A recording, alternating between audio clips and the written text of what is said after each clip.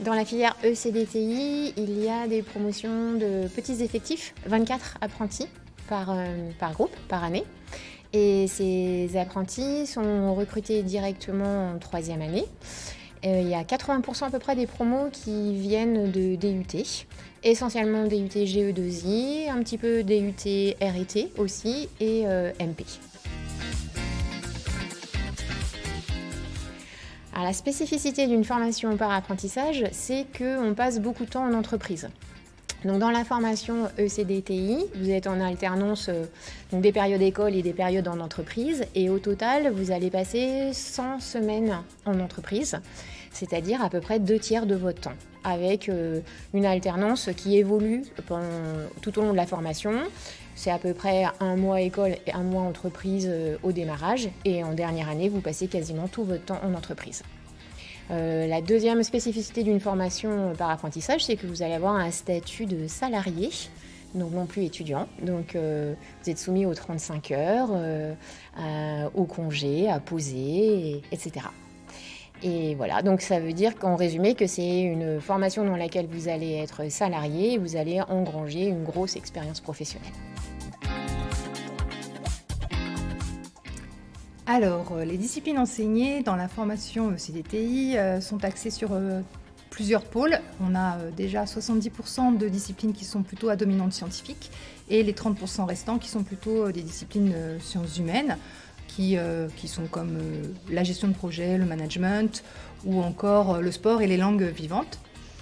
Côté discipline scientifique, on a donc différents pôles. Un gros pôle autour de tout ce qui est langage informatique, un autre qui est plutôt lié à tout ce qui est l'électronique numérique, un troisième pôle qui sera tout ce qui est plutôt sciences de l'ingénieur, donc outils qui vont vous être utiles pour les autres pôles comme les mathématiques par exemple, et un dernier pôle qui est autour de tout ce qui est RF et antenne.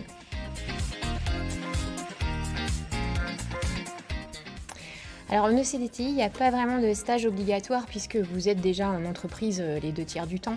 En revanche, il y a un stage à l'étranger à faire. Donc vous avez ce qu'on appelle la mission à l'étranger à réaliser, idéalement en fin de 4e année. C'est une mission de 12 semaines minimum, 12 à 14 semaines. Elle se fait à peu près pendant l'été. Et elle peut être réalisée en entreprise, de préférence, dans un laboratoire de recherche, éventuellement au sein d'une association de type ONG. Pour les projets, alors déjà il y a les projets que vous allez mener en entreprise, donc là c'est vraiment au cas par cas en fonction des missions que les entreprises vous confient.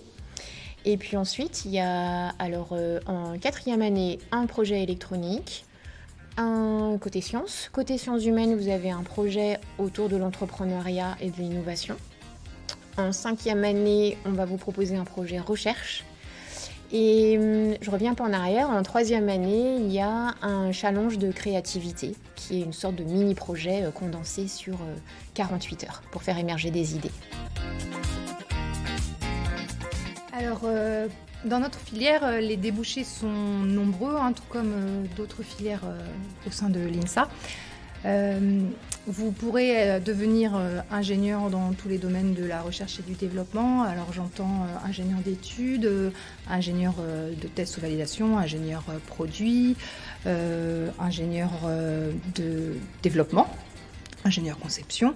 Donc vraiment tout type de postes de ce genre dans des domaines très variés également, qui sont les domaines de l'aéronautique, du spatial, de la défense, des transports, des objets connectés, que sais-je.